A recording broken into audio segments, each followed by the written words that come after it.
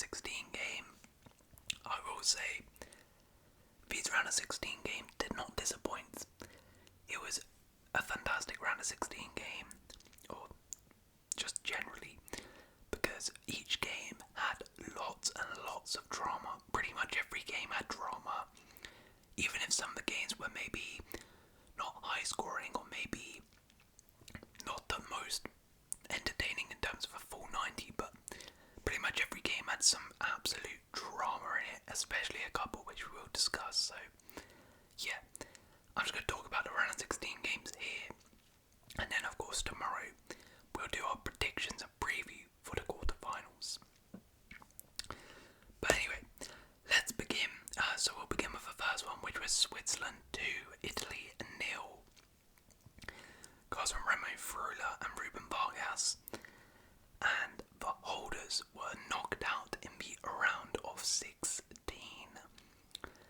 Now this one it's not really a shock, but maybe a slight shock, especially for the casual fan. I mean, in terms of reputation, right? Italy, being the nation they are, being the holders of the cup, I think certain people did expect them to win this game. I thought they would win this game, but I did say in my prediction video that it was a 50-50, because I thought these were two evenly matched sides. It actually turned out that they're not evenly matched. Switzerland are much the better team, because that was quite frankly a abysmal performance by Italy, who were outclassed, outfought and dominated for the 90 minutes versus Switzerland. Switzerland were superb. They had all the chances. They did everything right in this game. Italy did not once look like they threatened to score in this game. I think Smack hit the post and that was about it. They literally did nothing. I mean, this is probably worst performance, considering it's a knockout game and it's against worse opposition, than Italy's performance versus Spain in the group stage. And yeah, Italy, what an abysmal tournament, abysmal way to retain their Euro crown, to get out in the round of 16, and in the fashion they did. If they had just lost to Switzerland, normally that would be fine, but to lose and not even put up a fight and be outclassed like that was abysmal. I mean, Spalletti some big goals on his future. A lot of people wanted him out, and I kind of see it, because some of the calls he's made this year has been crazy. Like in this game, he played, I don't know why it says this, but this is El Shawari.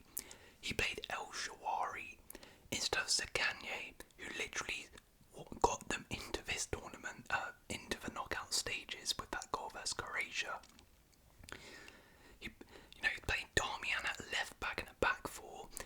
He's playing back four, then he's playing back three, switching it every single game, every single minute. Really, really poor from Spalletti, but it does appear that he is keeping his job, which is a little bit of a surprise, because there are some good Italian coaches like Pioli, Sarri, Allegri out there who could take the job. But look, Spalletti has a lot of work to do, because Italy were quite frankly really, really poor in this tournament. As for Switzerland, incredible, absolutely incredible performance, and they look like they're peaking at the right time. Their group stages, I think they've been slowly getting better and better. Like, they were good versus Hungary. Scotland game wasn't the best. Germany game was great, and then this Italy game was by far and away their best performance. Just superb, absolutely superb performance by them. Thoroughly deserved a victory. Outclassed them. I mean, some of the players this tournament for them have been superb. Granit Xhaka had just continued his Bayer Leverkusen form for Switzerland, and I tell you what, Switzerland are a real dark horse for this tournament. I could honestly, especially considering they're on the easier side of the bracket, I could see them getting to a final, because these guys are so hard to beat. They're so rigid, and what I like about them in this game, they showed they can do both. They did it in aspects, but they also did it against Germany, where they just sat back, soaked up the pressure and counter-attacked, and they did it very effectively. But also in this game, as you can see, they had the initiative in a lot of it. They were the ones pushing forward a lot of the time. So, yeah, I really, really like the Switzerland team, and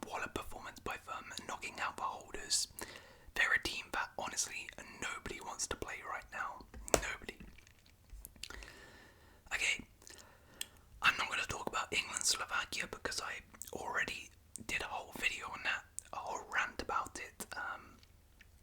Although I will talk a little bit about from the Slovakian perspective, that absolutely heartbreaking for them, but they can go out with their heads held high.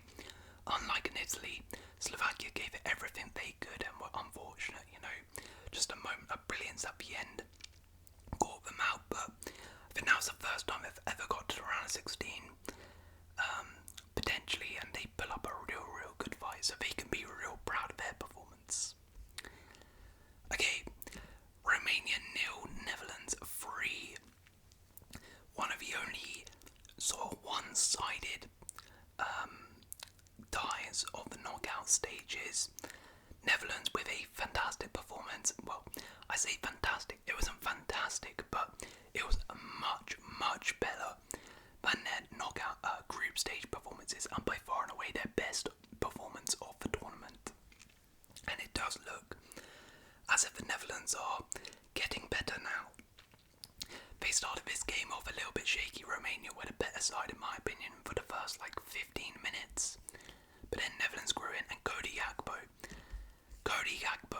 has been an absolute sensation this tournament with another goal, a brilliant goal. I think he's the joint top goal scorer now at this tournament, and yeah, Gakpo has just been superb, absolutely superb for this tournament. And if the Netherlands are going to do something, Gakpo's the talisman. He's going to have to continue this in the quarterfinals and semis.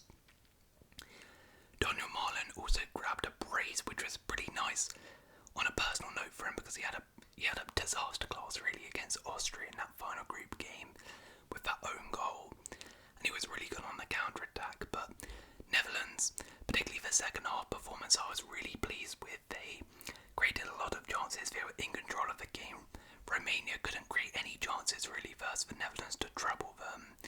I was expecting Romania to pull up a bit more of a fight than they did. I mean, still, the Netherlands, I'm not entirely convinced by them as an outfit.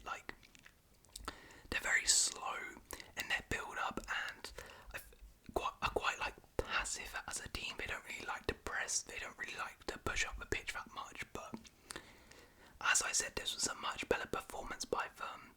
We'll see how they do in the quarterfinals, but I do think the Netherlands are a solid team. I'm still unconvinced, but this was exactly what we needed to get their confidence back, and they got a bit of swagger about them now, so that's fantastic.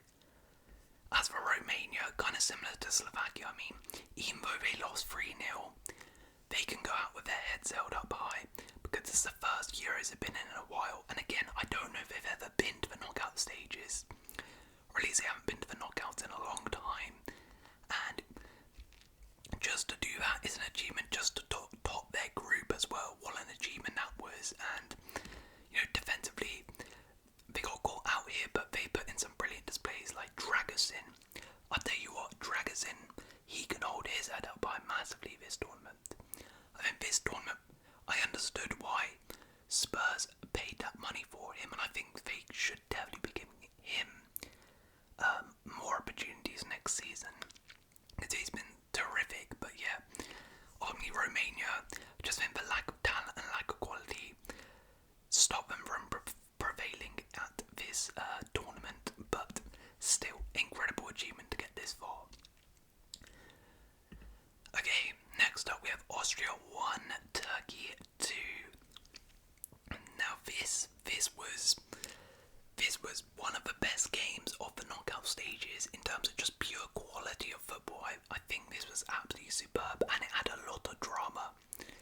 I mean, Turkey scored within 50 seconds, which was crazy, from the corner. Demiral, a bit of a scuffle, bouncing around, then Demiral taps it in, and then Austria come down the other end and almost score Baumgartner, and I'm like, oh my god, this game is going to be 4-3.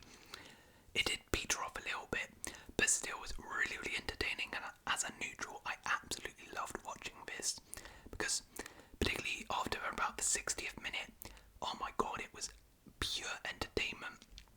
Austria just pushing forward, another goal, actually all 3 goals were from corners, which is pretty crazy. And Demiral, who would have thought this guy got a brace,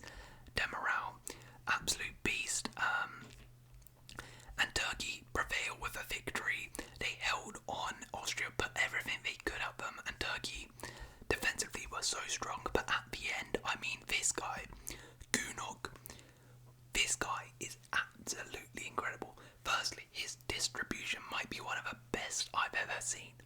Like, he might be the best ball-playing goalkeeper I think I've ever seen. This guy was just clipping goal kicks out to the wingers with ease. Like, he is so good. And then he was called into action with an Arnautovic 1-on-1 which he saved, but then right at the death with an absolutely incredible save.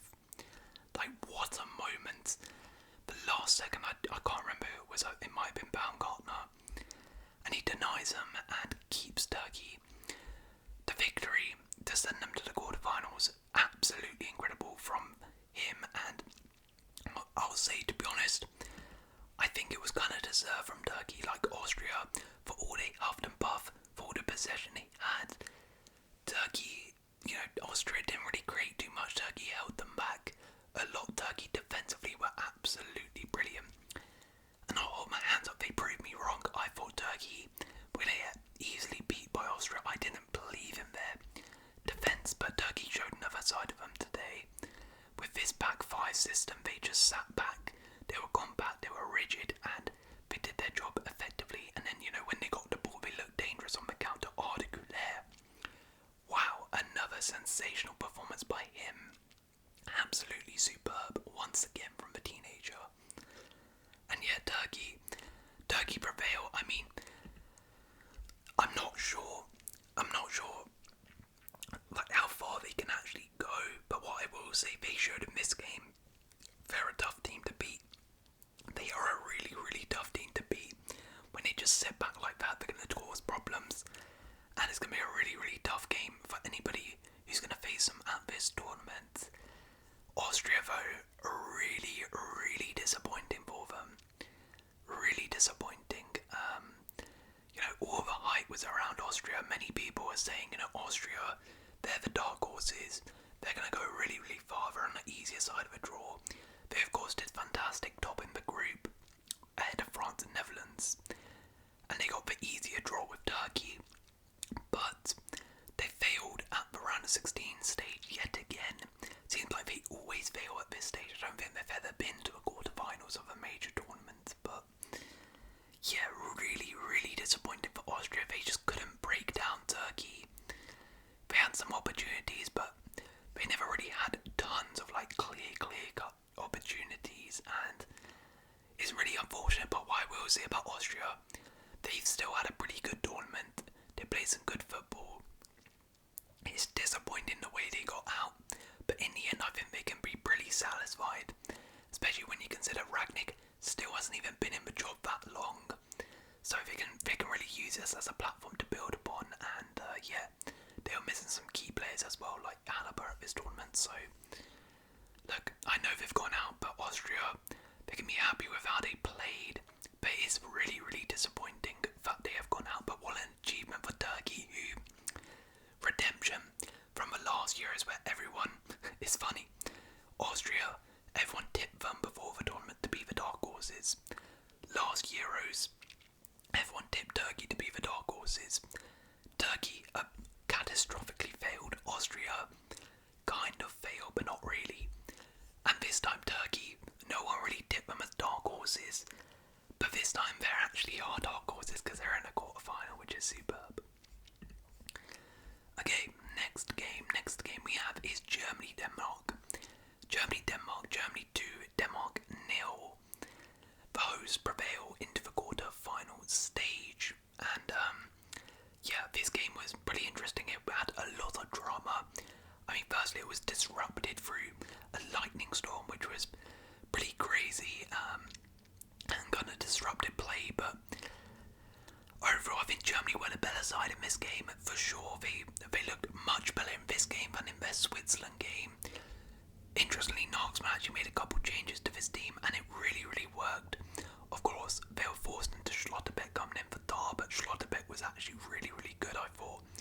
And I think there's a bit of a, I think personally he should start in the next game, but I'm not sure if he will. It'll be interesting what Nagelsmann does there. And same thing for Rahm. Rahm came in for Mittelstadt, and Rahm was absolutely superb bombing forward. Sane came on for first as well. Sane was okay, but not amazing. But yeah, Germany, I thought were much, much better in this game. But in their Switzerland game, they deserved the victory. Although they did need a little bit of luck. They did need a little bit of luck from VAR and the ref, because, I mean, you have to feel for Joachim Andersen. Joachim Andersen, oh my gosh. Because Joachim Andersen goes down one end, scores a goal, gets disallowed for like a toe being offside, which offside is offside, but it's harsh. And then literally a minute later goes down the other end and concedes a penalty which Havertz scores. Like, honestly, that must have been the worst minute in Joachim Andersen's life. So bad. And yeah, it was a bit of a controversial one. I'm not sure if it... I think by the letter of the law, in terms of like handballs, it was probably a pen. But for me, that law is stupid, and I don't think that should be a penalty, but I understand why it was given. But yeah, it was really harsh on Denmark for that to happen, and then from there, you know, Denmark had to come out a little bit. They defended pretty well before that and were doing a decent job, but then yeah, they had to come out after this, and that opened up some space for Musiala to work some absolute magic. Musiala had been superb this tournament, absolutely superb, and he scored a wonderful, wonderful goal. Kai Havertz as well stepped up in this game big time. I had question marks over him. I thought Fulkrug should be starting ahead of him, but Havertz was superb in this game and showed that, you know, those other aspects of this game is why he starts ahead of Fulkrug. To be fair though, Denmark did have some chances. Højlund was really, really wasteful in this game. Really, really poor in front of goal. He did have a couple glimmers in front of goal. I think Denmark, look, they were unfortunate to lose in the way they did. But overall, I don't think they have too many complaints about this tournament. I mean, this tournament hasn't been the best for them. But they technically didn't even win a game. They drew all of their group games and then lost this. But still, to lose in a round of 16 versus Germany is not the worst thing in the world, but not great. And as for Germany, a really solid result, a good performance, which is needed ahead of a big clash, and they look really, really good. And yeah, we'll talk about that one in another video, because this is going to be fireworks. But anyway, let's speak of their opponent, Spain, who beat Georgia 4-1. Now, based on the scoreline, you'll probably think, oh, this is a whitewash, and I mean, Spain did batter them, but this had great drama and was such an entertaining game, because Georgia took the lead somehow, some way. I don't know what it is about Georgia, but they somehow find a way to score these goals and just put in some mad displays.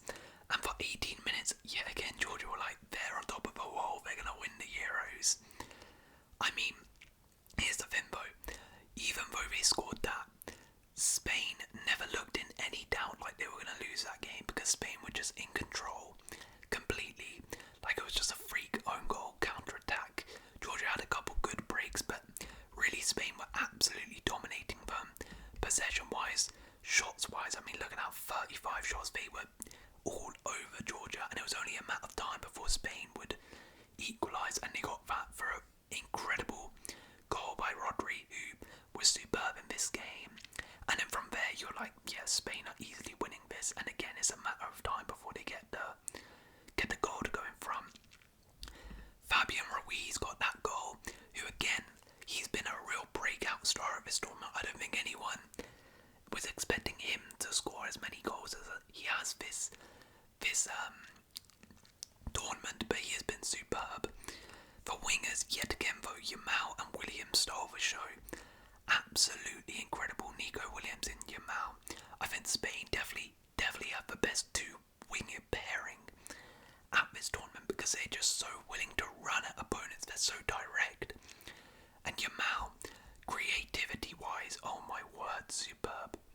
His cross to put it on a plate for Fabian Ruiz was superb. The only problem I do have with him in front of goal, he is horrific. He really needs to work on his shooting, because I don't know how he didn't score in this game. He had so many good chances, but couldn't find the back of the net. Nico Williams, though, again, incredible. I mean, he's got the finishing, which maybe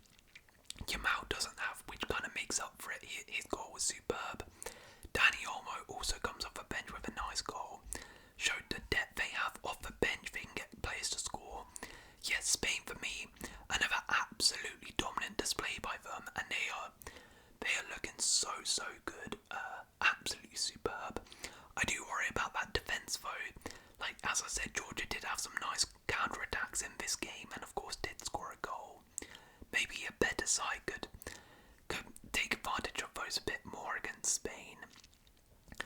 But Georgia, let's talk about Georgia. I mean, what an incredible tournament.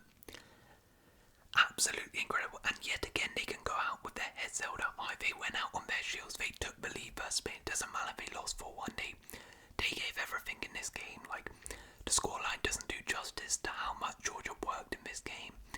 I mean, Mamardashvili, again, superb. Some of these players were just incredible. I mean, they're so technical as a side as well. Like, they're so fearless. They would play out from the back, pop the ball past Spain. You know, the front two, Kvaratskhelia and Mikatatsu, absolutely superb together this tournament. And yeah, they've lost to Spain, but the round of 16 in their first ever Euros, incredible, absolutely incredible from Georgia. Okay, France-Belgium, 1-0 France, Jan Vertonghen own goal. And this was, in terms of name value, the biggest time of the round of 16. I mean, in terms of game, it was one of the worst just to watch, but it still had that drama at the end with a late goal, a late winner, Colin shot deflected, and Jan Vertonghen with the own goal. Really harsh on Belgium, but Belgium didn't really deserve to win this game. I'm not sure they deserved to lose it. Like, France were not that impressive either, but Belgium, they just sat back, defended, didn't really offer too much going forward either.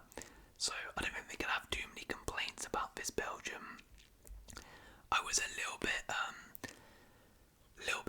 underwhelmed by Belgium in this game. I thought they would, at least on the counter-attack, hurt France a bit more than they did with the likes of Bender and Doku, but yeah, it didn't work. Some strange decisions by Tedesco as well to play De Bruyne as an 8 with Onana. Like, that was really, really weird.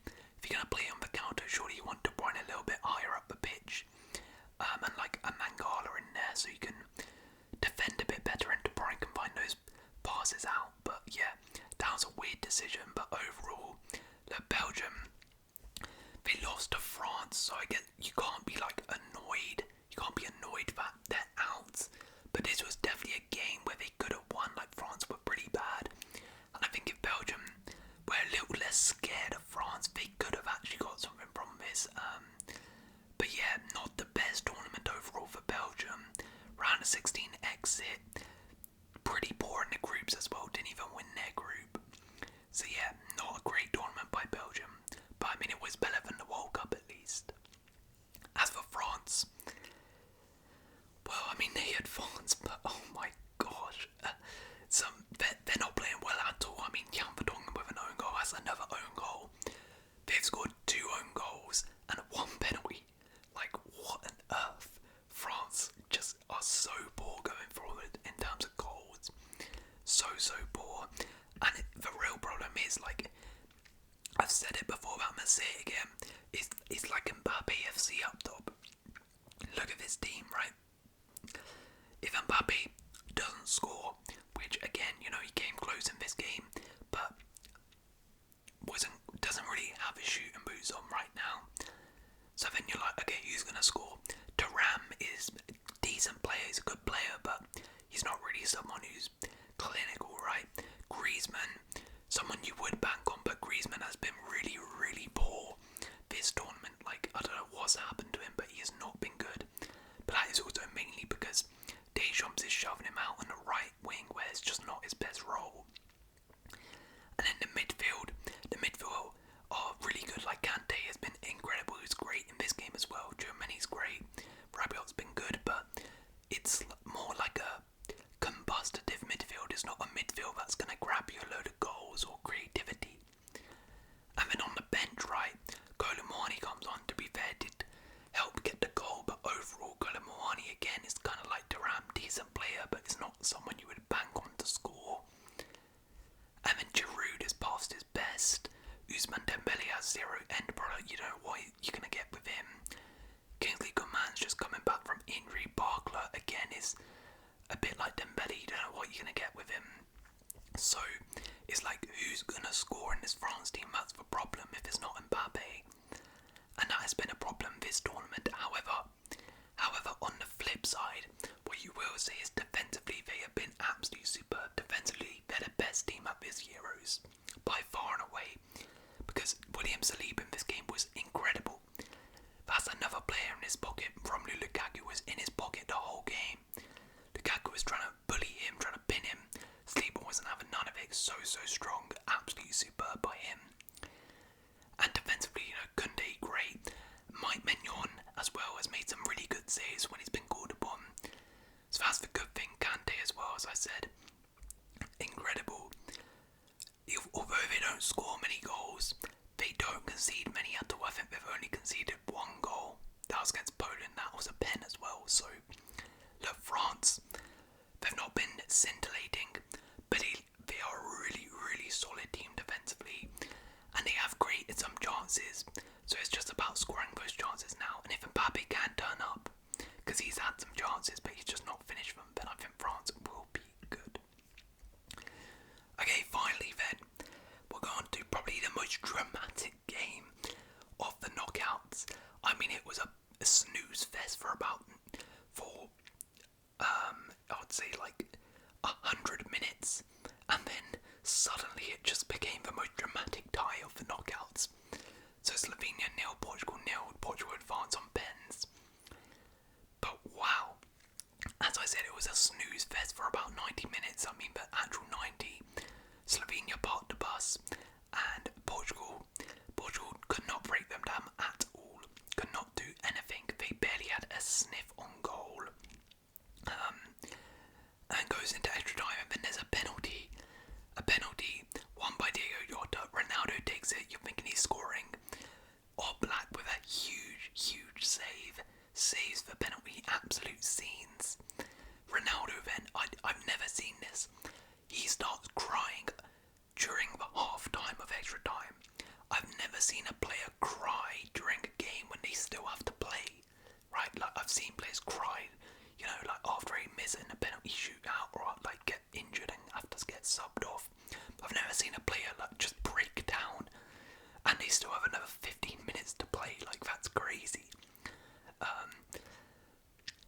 And then in extra time, Pepe, I mean, this guy was on his feet. He was basically dying on the pitch, and Martinez still didn't want to take him off. He just like collapses basically. I don't know what happened. He just gives the ball away as Cesc goes through 1-on-1, and Diogo Costa saves. I mean, wow. Then we go to penalties, and you're thinking, Oblak's already saved one. They got the psychological edge, and then Slovenia miss every single one. Diego Costa saves every single one. Portugal scored every. Ronaldo makes up for his miss, and Portugal are through. I mean, absolutely crazy.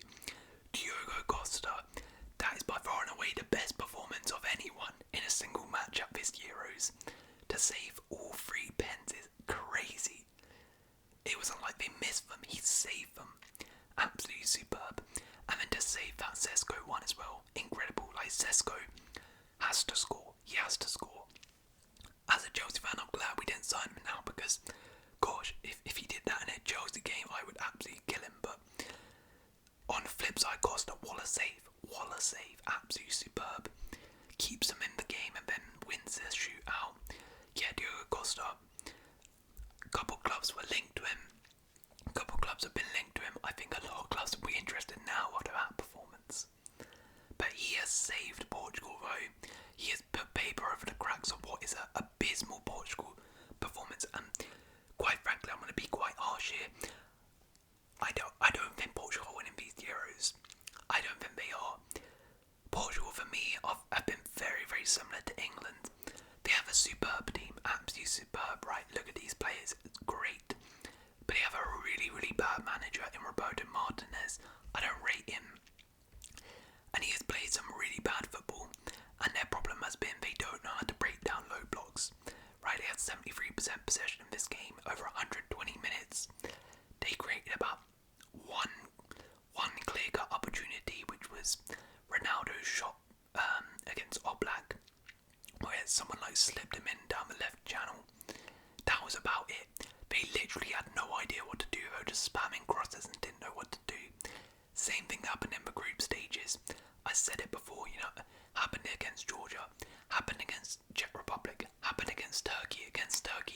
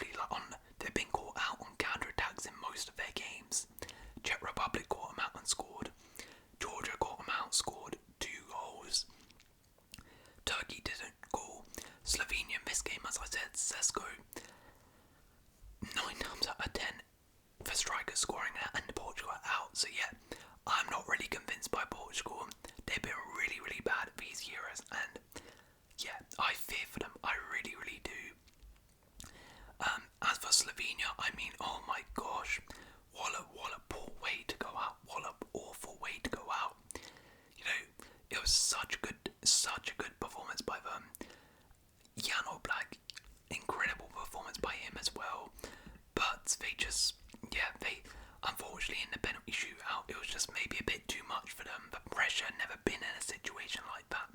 Most Portuguese players have, and unfortunately couldn't do it. But what a resilient performance by them! And what I will say is, the sad thing about it is, in these knockouts, pretty much all of the underdogs lost, and they all lost in like a really poor fashion. Like Slovakia in the last second, Georgia were 1-0 up and lost, and then Slovenia, you know, to lose like that on penalties is just so heartbreaking. I would have liked for one of like there to be a shock, but what I will say is it now sets up some absolutely blockbuster semi-final, quarterfinals rather, games, and I can't wait for them when I do a preview and prediction for those quarterfinals in the next video tomorrow, so look out for that. But if you have enjoyed this video, please leave a like, consider subscribing. I'll see you in another.